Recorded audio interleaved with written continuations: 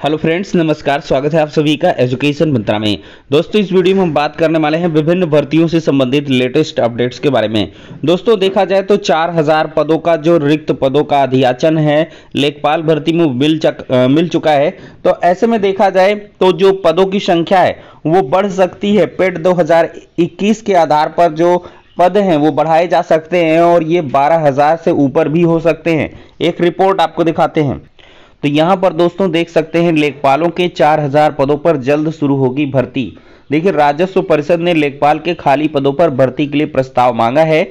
मंडलायुक्तों से चयन वर्ष 2021, 21-22 में रिक्तियों संबंधी जानकारी निर्धारित प्रारूप पर 3 मई तक परिषद मुख्यालय पर उपलब्ध कराने को कहा गया है।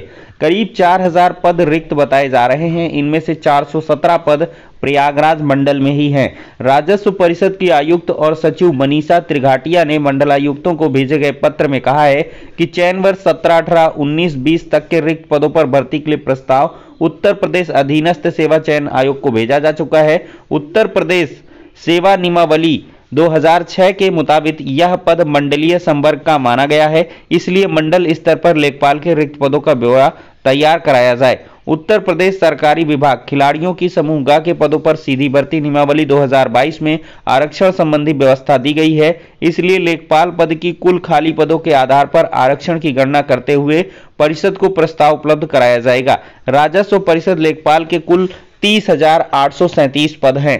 तो दोस्तों 17, 18, 19, 20 पर पहले ही जो अधियाचन है यूपीएससी को भेजा गया और उस पर यूपीएससी ने लगभग 8000 पदों पर जो भर्ती का विज्ञापन है वो जारी कर दिया। अब नए सिरे से ये 4000 लेखपाल के रिक्त पद मिल रहे हैं। तो अब देखते हैं कि इस पर अलग से चयन प्रक्रिया बनाई जाती है या उन्हीं भर्ती के रिक्त पदों में इन पदों को जोड़ दिया जाता है। अगर ऐसा होता है तो लगभग 12,000 रिक्त पद हो जाएंगे, लेकिन अगर सेपरेटली भर्ती की जाएगी तो 4000 पद पर अलग से भर्तियां यहां पर पेट 2022 के आधार पर निकाली जा सकती हैं। ये अब तक की सबसे बड़ी अपडेट हो जाती है। तो जैसे भी हो, जिस प्रकार से भी हो, रिक्त पदों पर भर्तियां होनी चाहिए, वो चाहे जिस विभाग में हो। तो दोस्तों ये हो जाती है लेखपाल पदों पर भर्ती की बात। दोस्तों सत्र 2023-24 से एक बड़ा बदलाव होने जा रहा है।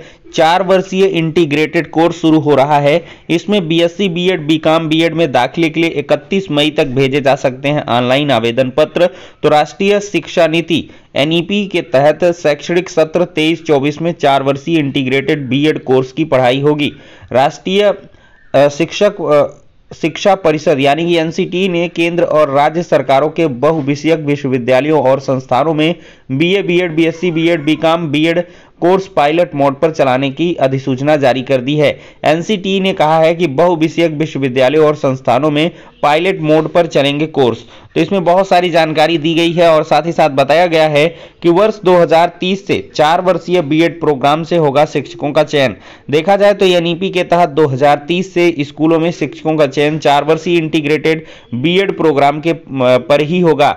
इस नए कोर्स से छात्रों को 1 साल की बचत भी होगी। अभी तक साल स्नातक डिग्री प्रोग्राम की पढ़ाई में निकल जाते थे 1 साल। इसके बाद 2 वर्षीय बीएड प्रोग्राम की पढ़ाई। इस प्रकार अभी तक कुल 5 साल में बीएड कर पाते थे। यदि कोई छात्र 12वीं कक्षा के बाद शिक्षक क्षेत्र में अपना भविष्य बनाना चाहता है तो वह सीधे BA BEd BSc BEd BCom BEd में दाखिला ले सकता है। तो ये बहुत अच्छी पहल है।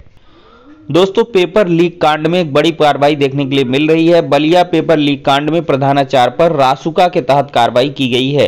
तो यहां पर राष्ट्रीय सुरक्षा कानून के तहत जो मुकदमा है वो दर्ज हुआ है, यानी कि रासुका लगाया गया है। इसके पहले महाराजी देवी स्मारक इंटर कॉलेज भीमपुरा के प्रबंधक समेत 3 आरोपियों पर रासुका लग चुका है। इस मामले में गिरफ्तार 52 आरोपियों में से चौथे आरोपी पर रविवार को रासुका की कार्रवाई की गई।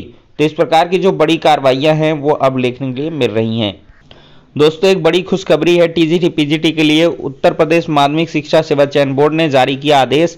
219 शिक्षकों का एडेड कॉलेजों में जो समायोजन है वो कर दिया गया है। तो प्रदेश के सहायता प्राप्त माध्यमिक विद्यालयों में चयन के बावजूद विभिन्न कारणों से कार्यभार ग्रहण नहीं कर सकने वाले 219 शिक्षकों का समायोजन आदेश जारी हो गया है। उत्तर प्रदेश माध्यमिक शिक्षा सेवा चयन बोर्ड ने 21 के विज्ञापन में चयनित 160 टीजीटी और 42 प्रवक्ताओं का समायोजन किया है। वहीं 2016 के विज्ञापन में चयनित 15% स्नातक और 2 प्रवक्ताओं का समायोजन किया जा चुका है। तो 219 छात्रों का जो समायोजन है वो हो चुका है। तो दोस्तों, टीजीटी पीजीटी के चयनित अभ्यर्थियों को समायोजित किए जाने के बाद प्रतियोगी छात्रों ने मांग की है कि टीजीटी पीजीटी के 5000 से अधिक पदों पर नई भर्ती का जो विज्ञापन है वो शीघ्र जारी किया जाए। प्रतियोगी छात्र मोर्चा के अध्यक्ष विक्की खान का कहना है कि चयन बोर्ड को काफी पहले ही 5000 से अधिक रिक्त पदों का अधियाचन मिल चुका है। चयन बोर्ड अगर अपना पोर्टल 10 से 15 दिनों के लिए खोल देता है तो रिक्त पदों की संख्या बढ़ जाएगी और ऐसे में अभ्यर्थियों के लिए चयन के अवसर भी बढ़ेंगे। नई भर्ती पर वार्ता के लिए चयन बोर्ड के अध्यक्ष से मिलने का समय मांगा गया था। मई के तीसरे हफ्ते में उनको मिलने का समय दिया गया है। तो दोस्तों, यहां से देखा जाए तो टीजीटी पीजीटी 2022 भर्ती की जो राह है वो काफी आसान हो गई है। समायोजन ही एक ऐसा पेंच था जिसको सुलझाना काफी आवश्यक था। अब ये पेंच सुलझ चुका है तो अवश्य ही नई टीजीटी पीजीटी भर्ती अब आपको आती हुई दिखाई पड़ेगी। तो इसके लिए लगातार आप लोग तैयारियां शुरू कर दें। दोस्तों, देखा जाए तो धीरे धीरे यूपी बोर्ड के कॉपियों का मूल्यांकन होता जा रहा है और परीक्षा परिणाम यहां पर मई के लास्ट तक जारी किए जा सकते हैं। 70% कॉपियों का मूल्यांकन पूरा हो चुका है। ये वाराणसी जिले की अपडेट है और यहां पर देखा जाए तो 92 केंद्रों पर प्रैक्टिकल परीक्षा भी कराई जा चुकी है। तो 37,102 कॉपियां रविवार को जांची गई और 560 परीक्षक व 38 उप प्रधान परीक्षक अनुपस्थित रहे हैं। ये अगर इतने ज्यादा अनुपस्थित ना रहे तो कब का यहां पर मूल्यांकन पूरा हो जाए। दोस्तों, बहुत सारे लोग पूछते रहते हैं सर नई प्राथमिक शिक्षक भर्ती कैसे संभव है। तो दोस्तों, देखा जाए तो इस सत्र में जो नामांकन है वो काफी तेजी के साथ बढ़ा है। आप लोग अपने जिले में जाकर चेक कर सकते हैं, बीएसए कार्यालय से रिपोर्ट मंगा सकते हैं कि जो शैक्षणिक सत्र 2022-23 है उसमें कुल कितना नामांकन हुआ है पिछले सत्र की अपेक्षा।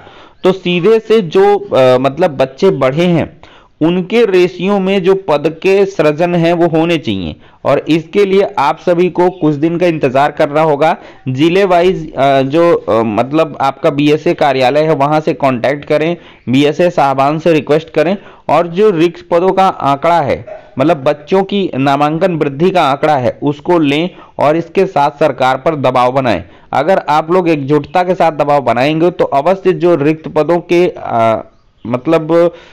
पद हैं अध्यापकों के रिक्त पदों को उनको तो लिया ही जाएगा और साथ ही साथ जो शिक्षकों के पद हैं उनका भी सृजन किया जाएगा। क्योंकि जो आरटीई एक्ट है वो साफ साफ कहता है कि जो बच्चों की नामांकन है उसके आधार पर शिक्षकों के पदों का सृजन समय समय पर किया जाना चाहिए और जो पढ़ाई है वो किसी भी स्तर पर किसी भी हद तक प्रभावित ना हो।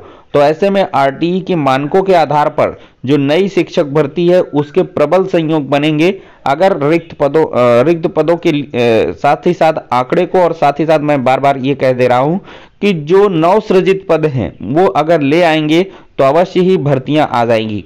तो इस तरीके से आप लोग कार्य करें तो अवश्य यहाँ पर सफलता मिल जाएगी दोस्तों। और ये आप तय मानकर चलिए कि जो नई प्राथमिक शिक्षक भर्ती है वो उसका आना तय है, लेकिन उसमें थोड़ी सी देर सबेर जरूर है। अभी ये लोग क्या करेंगे, जो मतलब रिक्तियां हैं इधर उधर तो उनका एडजस्टमेंट करेंगे, समायोजन करेंगे और फिर इसके बाद जो है ट्रांसफर प्रमोशन ये सब कर लेंगे और सितंबर तक वैसे ही सारी प्रक्रियाओं को पूर्ण करना है और सितंबर तक नामांकन का लक्ष्य भी रखा जाता है। तो सितंबर तक और भी ज्यादा नामांकन बढ़ जाएगा तो सितंबर के बाद ही आपकी जो नई भर्ती की गुंजाइश है वो बढ़ेंगी। तो फिलहाल के लिए दोस्तों इस वीडियो में इतना ही, नेक्स्ट में मिलते हैं।